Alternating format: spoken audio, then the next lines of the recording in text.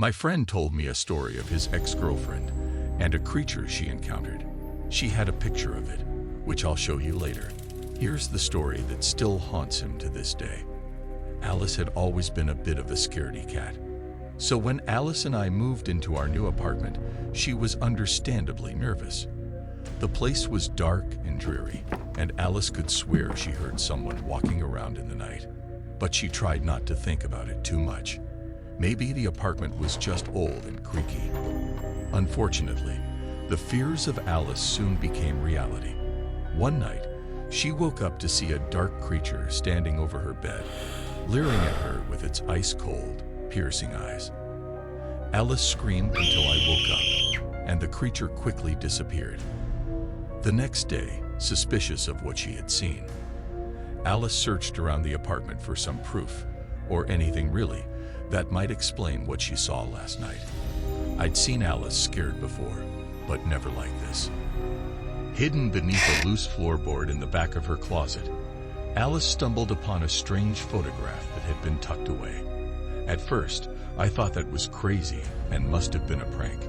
She showed it to me with an absolutely horrified face. It was an old, grainy black and white picture. Alice told me this was exactly what she saw last night. It looked like it had been taken in the same apartment many years ago. Now I was starting to get a little spooked, but I told her it was probably nothing. Besides, what else could we even do? I'd never seen the creature, and it's hard enough for me to believe it. Everyone else would think she's gone crazy. Normally, we would have gone to stay at a friend's house or her parents', but we were in a new city. Money was tight, and we knew no one in the area. I convinced her to try another night, with the promise that I'd stay up and watch for anything unusual.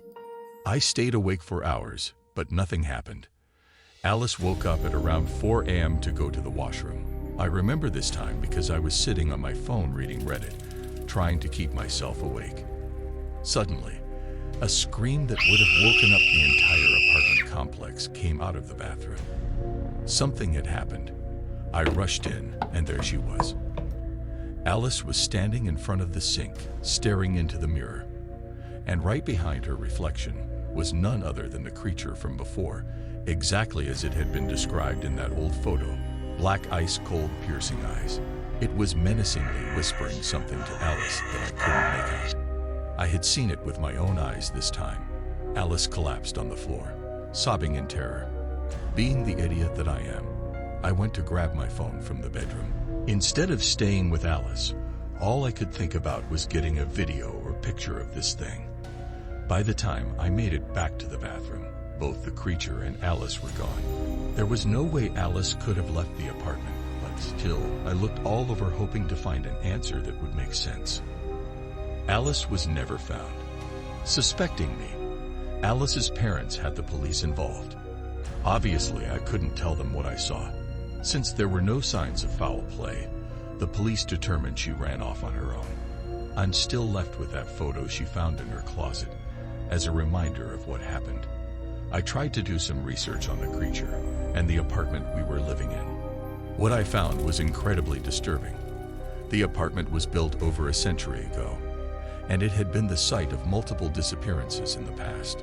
Supposedly, the apartment below ours had been used for some type of occult ritual years back. The man living there was found dead.